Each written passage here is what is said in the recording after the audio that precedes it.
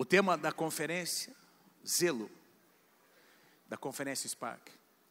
E nós temos aqui recebido já tremendas palavras que foram ministradas aos jovens, a geração, nova geração que está aqui. E eu não sei quanto a você, quando eu penso na palavra zelo,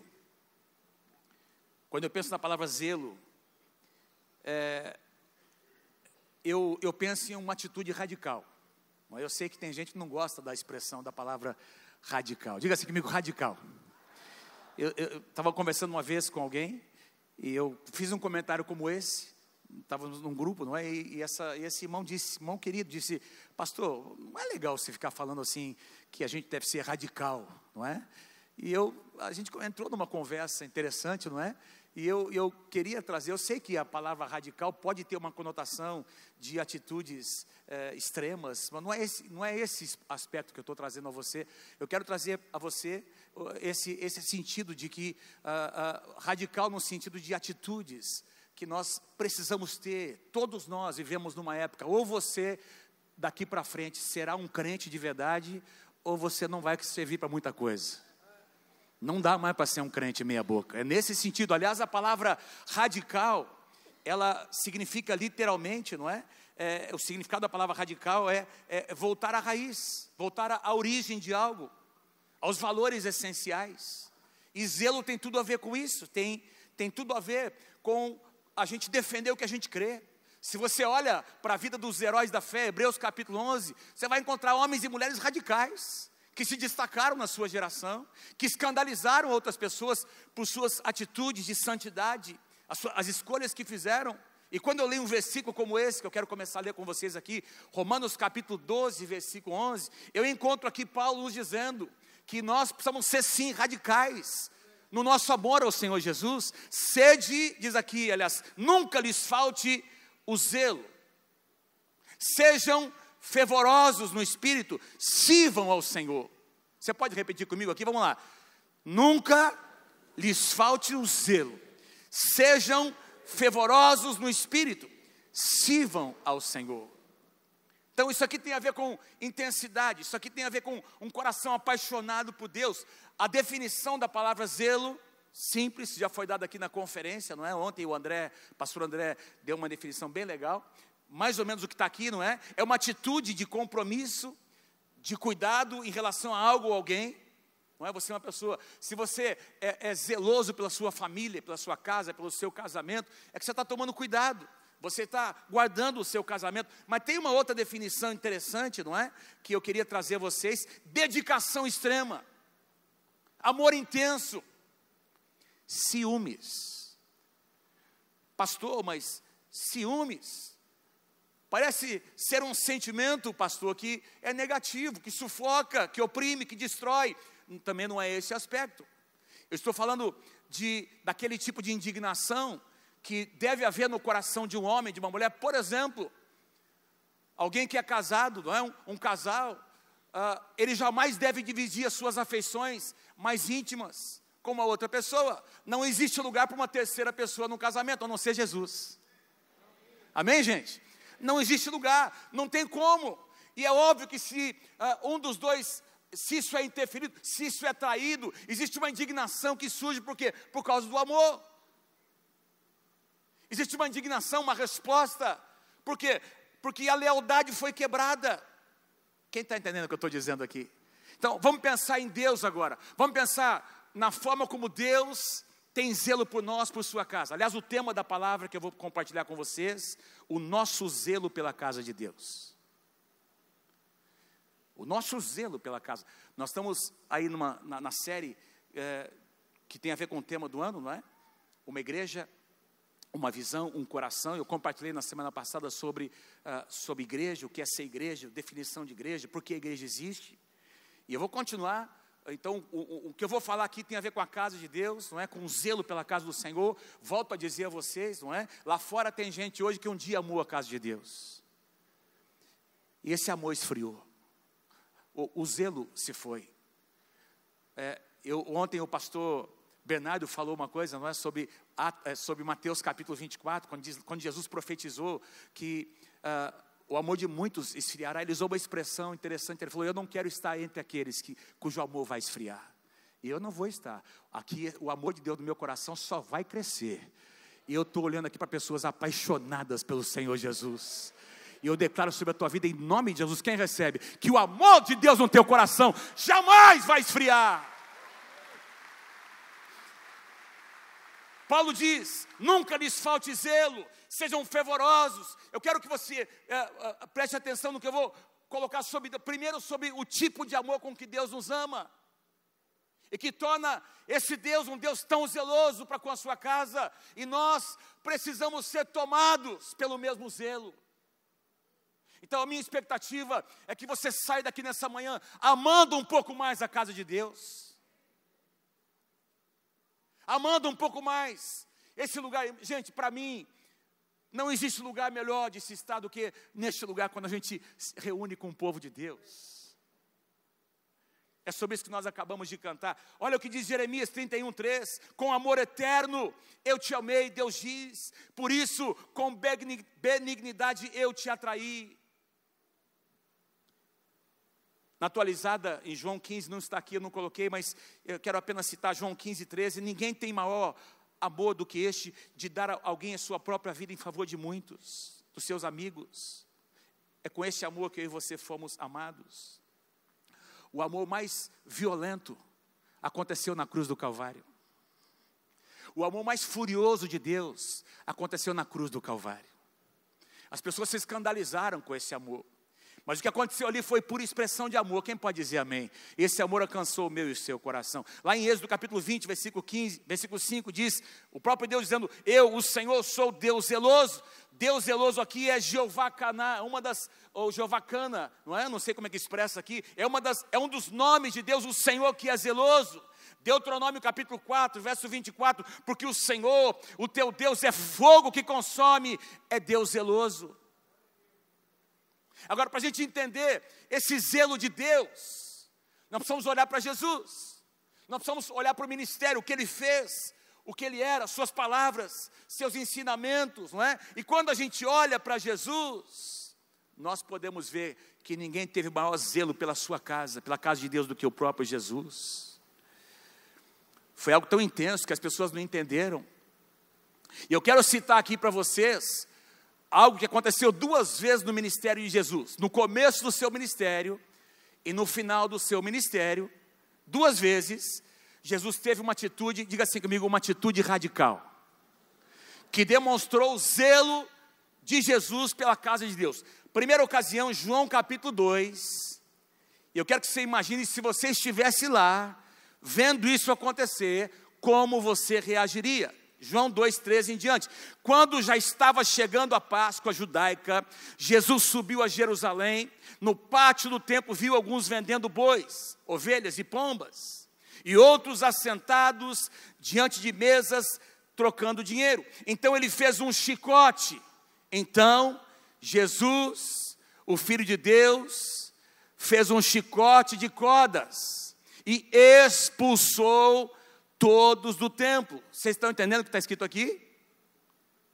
Jesus não pediu, aí, por favor, será que você pode se retirar desse lugar?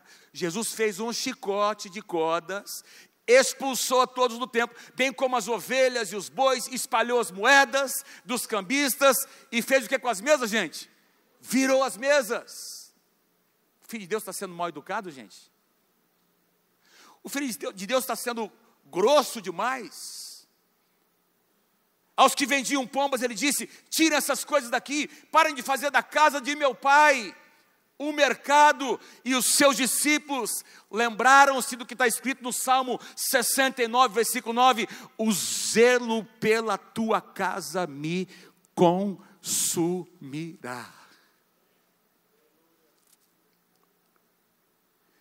Que Deus derrame o zelo pela sua casa, sobre a tua vida. Que o zelo de Deus venha sobre você nesses dias. A casa de Deus não é qualquer coisa, gente. Você não faz parte de qualquer coisa. Você faz parte do projeto mais maravilhoso na face da terra, que se chama a igreja, a casa do Deus vivo. Aleluia, aleluia. O zelo da tua casa me consumirá. A palavra consumir aqui tem a ver com tomar conta do coração, consumir a mente, as energias, produzir emoções fortes. Esse zelo produz uma indignação. Gente, Jesus estava tomado por uma indignação santa. Ele faz, você prestou atenção? Ele faz um chicote, ele começa a expulsar as pessoas, ele vira as mesas. E eu não tenho dúvida de que Deus está levantando uma geração como essa. Foi uma atitude radical ou não foi de Jesus? Vocês acham que foi, gente? Sim ou não? Talvez alguns de nós não entenderíamos. Mas aconteceu de novo. Essa foi a primeira vez. Foi no começo do ministério. Agora eu vou lá para o finalzinho do ministério de Jesus. Uma semana antes dele ser crucificado. Veja o que acontece. Ele está entrando em Jerusalém. A Bíblia diz que a multidão o recebe, estendendo os seus mantos, ramos de árvores, não é? Ali, Jesus montado num jumentinho, ele entra em Jerusalém e ele vai em direção ao templo. Capítulo 21, versículo 12. Jesus entrou no templo. Vocês estão comigo, gente? Jesus entrou no templo e expulsou todos os que ali estavam comprando e vendendo. Derrubou as mesas dos cambistas e as cadeiras dos que vendiam pombas. E lhes disse, agora ele avança um pouco mais, está escrito, a minha casa será chamada casa de oração, mas vocês estão fazendo da minha casa um covil de ladrões. Os cegos ainda estariam na casa de Deus. Os cegos e os mancos aproximaram-se de Jesus no templo, e ele curou a todos eles. Mas quando os chefes dos sacerdotes e os mestres da lei viram as coisas maravilhosas que Jesus fazia, e as crianças gritando no templo, Hosana ao filho de Davi, ficaram indignados. Ao invés de se alegrarem, ficaram indignados e lhe perguntaram, não estás ouvindo o que essas crianças estão dizendo? Respondeu-lhe Jesus, sim, vocês nunca leram, dos lábios das crianças e dos recém-nascidos suscitaste louvor, e deixando-os, saiu da cidade para Betânia, onde passou a noite. Gente, isso aqui foi um acontecimento tão forte, que produziu uma reação assim, com a mesma força contra Jesus. Foi nessa ocasião que eles decidiram matar Jesus, o Senhor Jesus, e uma semana depois, ele de fato foi crucificado. Mas o que eu quero ressaltar aqui é a atitude do Senhor Jesus, uma atitude radical, que chocou. Tinha ali muita gente que vinha de fora, e eu quero fazer uma observação aqui importante, não é? O comércio estava acontecendo no lugar errado. Essa venda de animais era algo previsto na lei de Moisés. Por quê? Porque o templo ficava em Jerusalém, as pessoas vinham de diversos lugares, de diversas nações, para sacrificar. Nas suas peregrinações, muitas dessas pessoas não tinham condições de trazer os seus animais, algumas eram muito pobres. Então, eles chegavam ali, naquela área que deveria ser fora do templo, e eles então poderiam comprar aqueles animais, comprar ovelhas, comprar, quem sabe, uma pombinha, as pessoas mais simples, para ser oferecido a Deus. Então, a questão não era a venda de animais em si. As pessoas tinham que trocar suas moedas, porque traziam moedas de outros países, de outros lugares. Então, os cambistas estavam ali para uma função até interessante. Mas a questão é o que estava por trás. Primeiro, estava sendo feito dentro da casa. Em segundo lugar, havia todo um sistema de corrupção. Anás, o principal dos sacerdotes, explorava os dízimos. A família do sumo sacerdote Caifás lucrava com as vendas. Uma porcentagem de tudo que era vendido entrava no bolso daqueles que eram autoridades. Você já viu isso em algum lugar? Começou lá, gente, em Jerusalém. Chegou aqui no Brasil. Então os cambistas exploravam a conversão da moeda. Exploravam as pessoas mais simples. E Jesus, conhecendo o coração, ele diz, vocês estão transformando a minha casa num covil de ladrões iguais a vocês. Vocês são ladrões. E Deus está olhando para o Brasil, gente. Deus está olhando para a nossa nação. Tem uma igreja que está orando. Deus vai responder a voz da igreja. Tem gente que pensa que é Deus, mas não é Deus. Tem gente que pensa que está acima de Deus, mas não está acima de Deus. Se Deus fizer assim, ó. Tem gente que pensa que é, mas não é nada. Mas eu creio que algumas coisas são permitidas para que a igreja se levante. Quem está comigo, diga amém em nome de Jesus. O que está acontecendo de errado não pode gerar raiva em nós. Tem que gerar um sentimento de indignação santa. Isso é zelo. Porque a indignação santa nos leva a uma atitude correta, irmãos, de posicionamento, de santidade, de intercessão, de oração, de clamores, para que a justiça de Deus se manifeste, não com um coração vingativo, mas o que nós queremos é que a santidade de Deus, a presença de Deus venha sobre a nossa nação. Quem pode dizer amém? Jesus expulsa, e eu vou ensinar aqui para vocês algumas lições, não é? O que é que Jesus tentou demonstrar aqui, com esses acontecimentos. Em primeiro lugar, que a casa de Deus é uma casa de santidade. Jesus, quem é que gosta de ter uma casa, a casa limpinha? Hã? Como é bom você chegar, a casa está cheirosa, limpinha. Sim ou não, gente? Tudo limpinho, a roupa de cama arrumada, não é? As roupas passadas, como é bom isso, não é? Mas, gente, quem sabe também que para que a casa esteja limpinha, tem um trabalho que é feito antes? Diga assim comigo, todos os dias. Todo dia você levanta, você tem que arrumar a cama, você vai tomar o seu café, tem que lavar a louça, tem que limpar a casa, aí você faz o almoço, você tem louça para lavar de novo. Quem é que gosta de lavar louça? Irmãos, eu compartilhei outro dia um testemunho. Eu sinto uma dor, tem uma dor que eu sinto só quando eu lavo louça, gente. Dá uma contratura no músculo, só quando eu vou lavar a louça, irmão. Acho que é por causa da posição. Tem algum homem que se identifica aí? A minha esposa já orou, já repreendeu, já passou a dor, né? Para você ter uma casa limpa, alguma coisa é feita antes. E na casa de Deus? Deixa eu dizer uma coisa para você. Jesus entrou na sua casa e começou a limpar sem pedir permissão. Sabe por quê? Porque Jesus tem o direito de limpar a sua casa. Jesus é o dono da casa. Eu vou dizer de novo, Jesus é o dono da casa. Ele tem direito de limpar a casa. Ele tem todo o direito. E ele fez isso tomado pelo zelo de Deus. Ele começa a limpar, ele começa a expulsar. Não era uma atitude vingativa, irmãos. Era o zelo de Jesus pela casa do Senhor. A casa de Deus é um lugar de ordem. Deus nos recebe do jeito que nós chegamos, mas nos ama tanto que nos coloca num processo de transformação. Por quê? Porque a casa de Deus é um lugar de santidade. Nós, a partir do primeiro dia que nós nascemos de novo, nós entramos num processo de santificação e de limpeza da casa. Porque o nosso Deus quer limpar a casa. O nosso Deus quer limpar a casa. Quem pode dizer amém?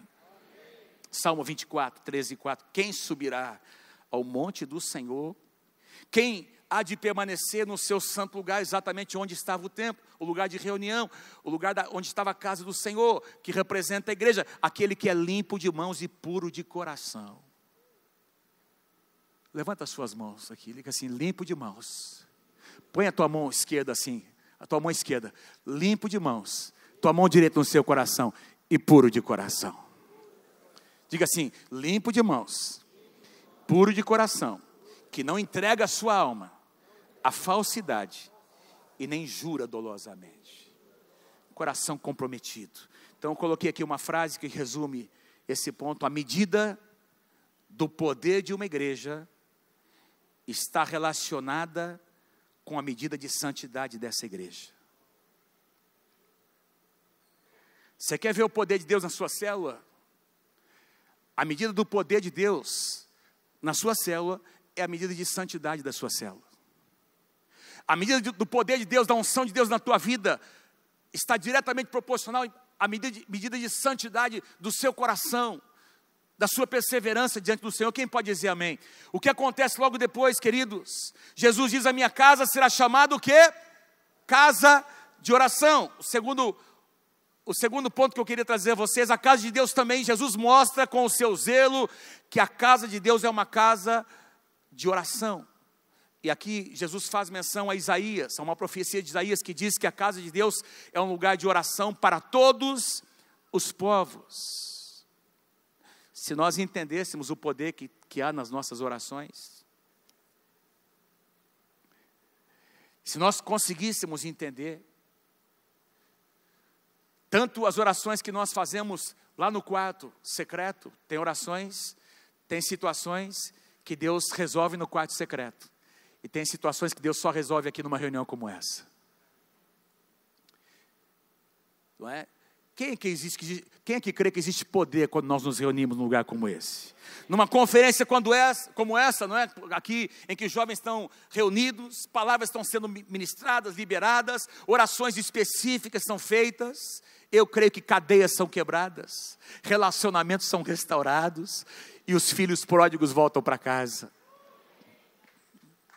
É verdade.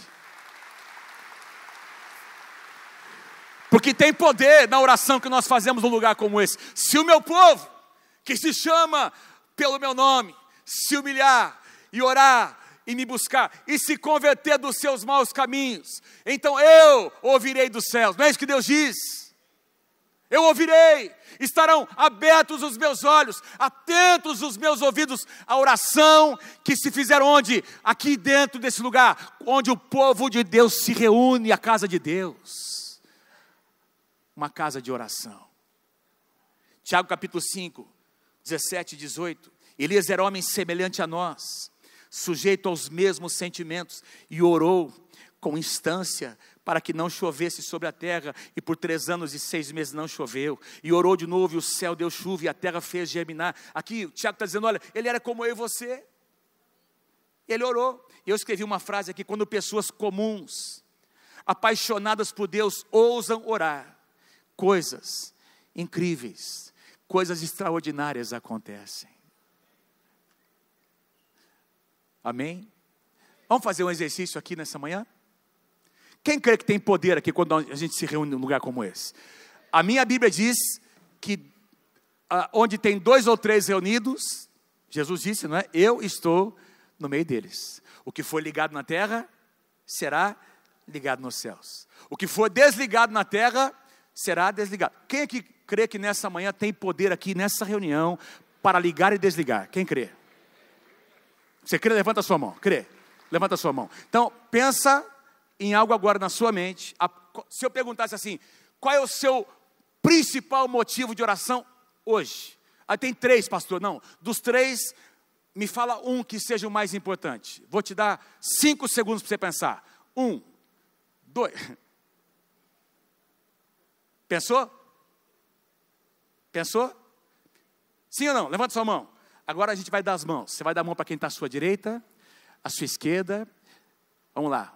Pode dar a mão. Dá uma aprumada aí, desabraça. Tira a mão do bolso. Todo mundo com a mão dada. E nós vamos levantar um clamor agora. Nós vamos fazer o inferno agora saber. Os demônios vão saber que tem profetas do Senhor nessa casa.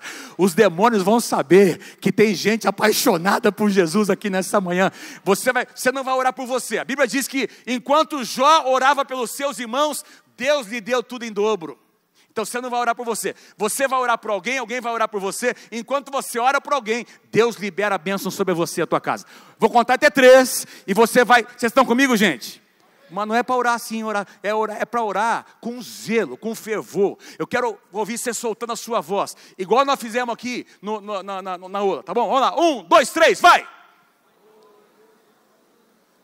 Aleluia, nós clamamos, Senhor, que haja, Senhor, nessa manhã, a liberação. Solta a tua voz, meu querido, solta a tua voz. Levanta a tua voz nessa manhã. Levanta o teu clamor nessa manhã. Senhor, visita este homem, visita essa mulher, visita essa casa, visita essa família, Senhor. Traz cura, meu Deus, traz restauração para essa enfermidade, para esse casamento destruído. Haja restauração, Senhor. A tua casa é uma casa de oração. Tem poder aqui, Senhor. Tem unção neste lugar. cadeias estão sendo quebradas. Oh Senhor, muralhas estão caindo nessa manhã.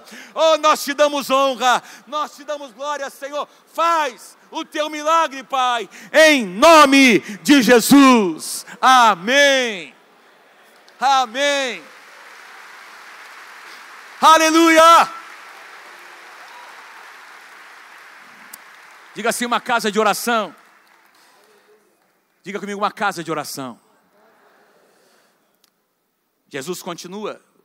A Bíblia diz que os cegos e os mancos vieram até Jesus. E todos eles foram curados. E diz que os sacerdotes percebem aquela maravilha e eles se escandalizam, ao invés de desfrutar. Eles se escandalizam. Os mesmos que estiveram pedindo esmolas agora foram curados. Sabe por quê, gente? Porque a casa de Deus é uma casa de milagres. A casa de Deus é uma casa de milagres. A casa do Senhor é uma casa de milagres. Essa igreja nasceu debaixo de um poder de sinais e maravilhas, de milagres. E Jesus agora, no seu zelo, ele começa a mostrar, ele dá uma lição sem pregar nada, irmãos. Ele está dizendo, vocês estão percebendo, vocês que são religiosos, que guardam tantas tradições, vocês estão percebendo que esse lugar aqui é um lugar da presença de Deus. É o que Jesus está dizendo, esse lugar é o lugar da presença de Deus. E onde a presença de Deus está, milagres acontecem. Aleluia. Hebreus 13:8 diz: Jesus Cristo é o mesmo ontem, é o mesmo hoje e eternamente será o mesmo.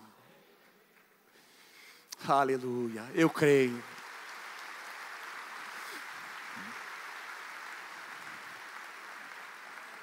Canta comigo assim: meu Deus é um Deus de milagre, Deus de promessas, caminho no deserto, luz na escuridão. Meu Deus, este é quem tu és. Meu Deus é um Deus de milagre, Deus de promessas, caminho no deserto, luz na escuridão. Este é quem tu... Canta mais forte, vamos lá.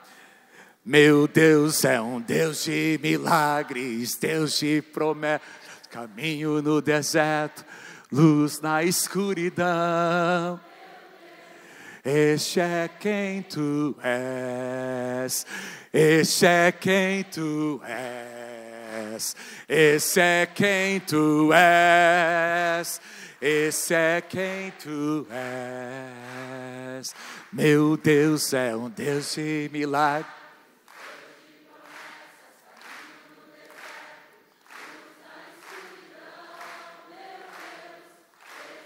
Quem tu és, esse é quem tu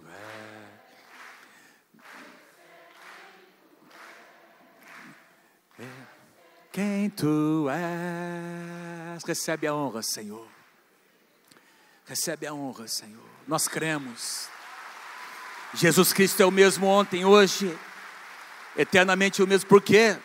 Podia pregar isso aqui, gente, podia ministrar aqui sobre o Deus de milagres que nós servimos, porque Ele realiza milagres. Resumindo uma frase: Deus realiza milagres para que o seu nome seja glorificado e também para que Satanás seja envergonhado. Cada milagre é uma declaração no focinho de Satanás: Jesus Cristo te venceu na cruz do Calvário. Jesus Cristo te venceu na cruz do Calvário. Jesus Cristo te venceu, Satanás, lá na cruz do Calvário. Aleluia. Diz que as crianças vieram, querido, espontaneamente as crianças vieram fazer o que seus pais tinham feito. Jesus, quando entrou na cidade, eu não li aqui, mas quando ele entra na cidade, aqui as pessoas estão ali estendendo os seus mantos, ramos de árvores, não é? Honrando o Senhor Jesus, que está sentado num jumentinho, e os pais desses garotinhos estavam clamando: Hosana, Hosana ao filho de Davi. Agora as crianças começam a clamar da mesma forma: Hosana. Você sabe o que significa a palavra Hosana? Diga assim comigo: Hosana. Diga bem forte: Hosana significa salva-nos, Senhor. Salva-nos, Senhor. Aqui diz, irmãos, então, que as crianças estavam, de alguma forma, reconhecendo Jesus como o Salvador do mundo. A casa de Deus é uma casa de salvação. Ouvi 2 améns, vou tentar de novo. A casa de Deus é uma casa de salvação. Salvação de vidas, salvação de famílias, salvação de linhagens, de genealogias, de gerações. Eu creio num Deus que quando entra no coração de um homem, de uma mulher, essa presença, o fato de Jesus entrar, o sangue de Jesus interrompe uma sequência de maldição, e agora começa uma linhagem abençoada por Deus. Salvação. A igreja não é uma empresa. A igreja não é também um clube social, onde nós nos encontramos com os nossos amigos para um tempo de entretenimento. A igreja muito menos é uma casa de shows, onde você vem para assistir um espetáculo. A igreja é a casa de Deus, o lugar onde a presença de Deus se manifesta, trazendo salvação, trazendo restauração de vidas, trazendo propósito, dando destino às pessoas.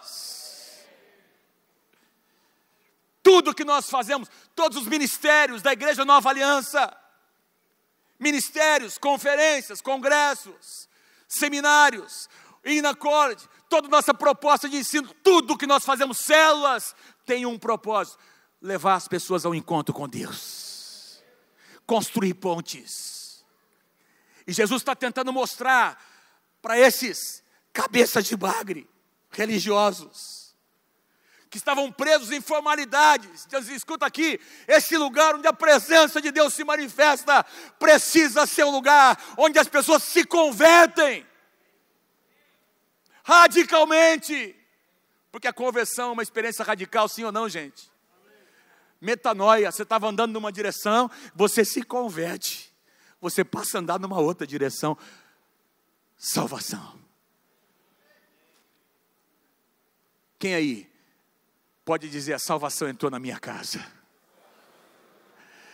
Aleluia. Zaqueu disse, aliás, Jesus disse para Jesus, não é? Hoje eu reconheço, Zaqueu, que a salvação entrou na sua casa. Quem aqui pode dizer amém, porque a salvação entrou na sua casa? Atos 2:47, enquanto o mover de Deus acontecia, a Bíblia diz: acrescentava-lhes lá na igreja em Atos o Senhor, dia a dia, aqueles que iam sendo salvos. Pessoas salvas, pessoas comprometidas com o Evangelho, com as boas novas.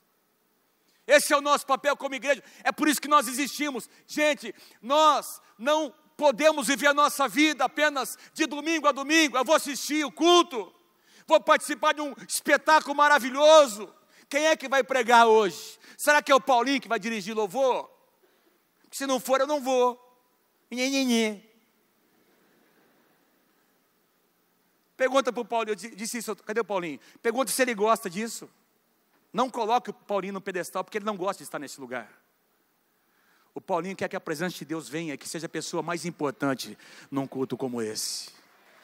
Eu fico olhando às vezes, a maneira, Paulinho, como as pessoas idolatram músicos.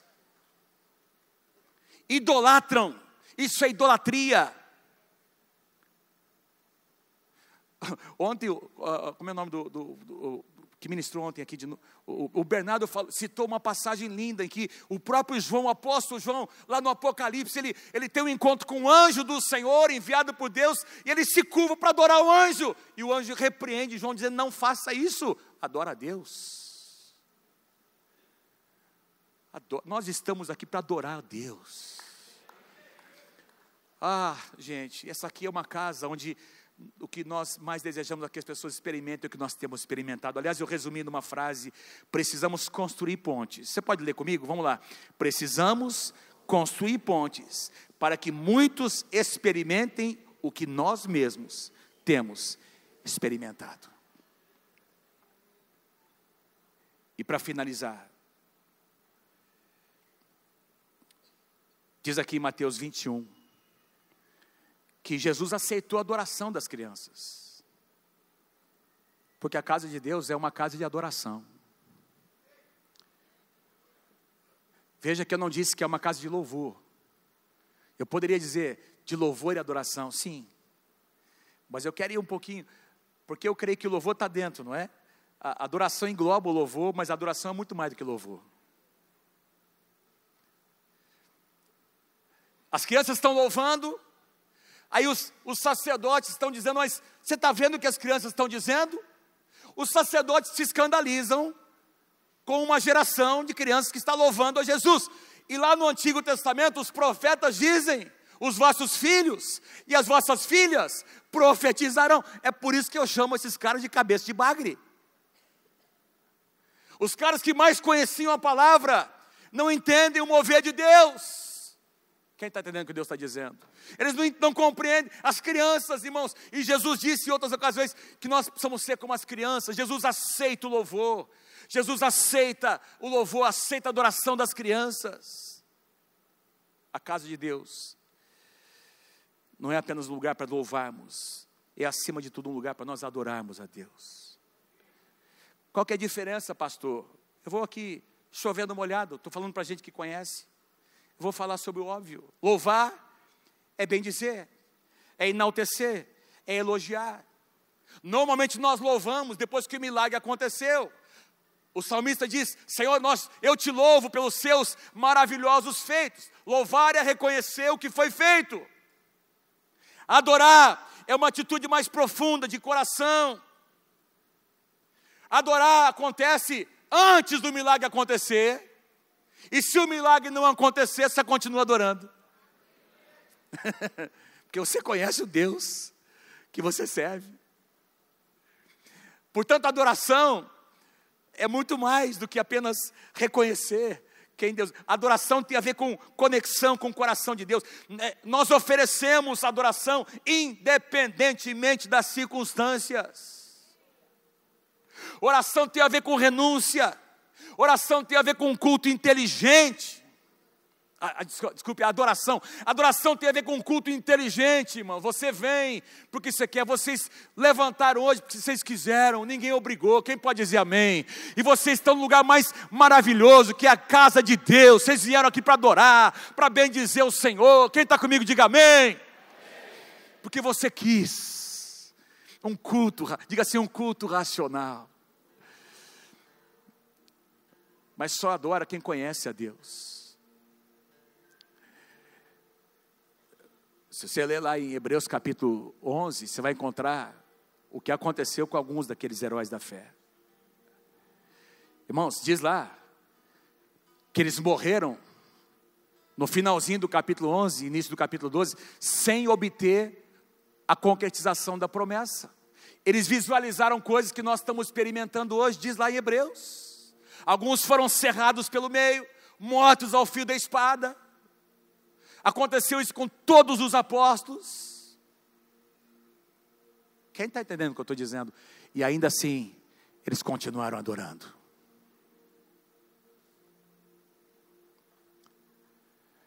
Que Deus levante aqui. Eu tenho dito isso algumas vezes.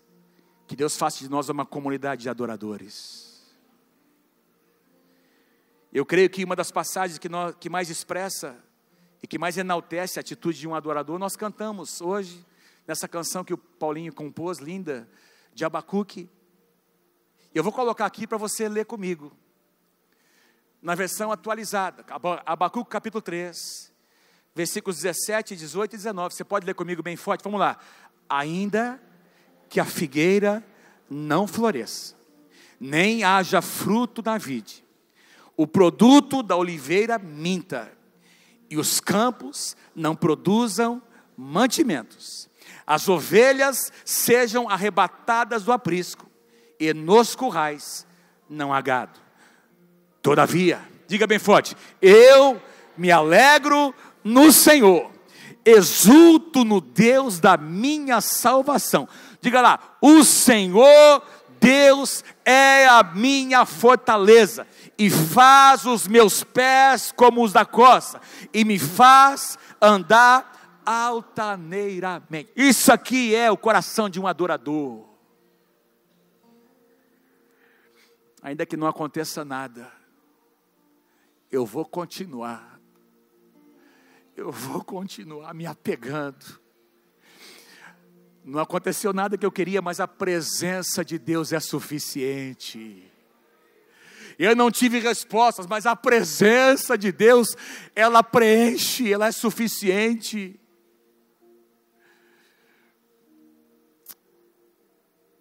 Eu coloquei numa frase aqui que resume o nosso primeiro chamado. É o que, irmãos?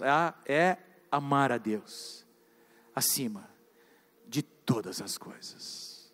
Isso aqui é a atitude de um adorador.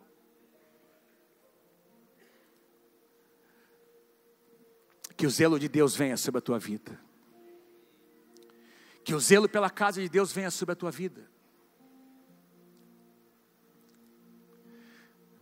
Que você ame a casa do Senhor. Pastor, mas você está falando tanto sobre a igreja, a casa. Sim, irmãos, porque nós precisamos amar o que Deus ama. Nós precisamos amar o que Deus ama. Eu podia falar muito mais aqui. A casa de Deus é muito mais. É uma casa de pão, é uma casa de alegria, uma casa de vitória, de restauração, de comunhão. Mas eu resumi aqui em 5. Põe para mim lá o último slide, por favor. Você vai repetir comigo. O que a casa de Deus precisa ser para nós. Vamos lá.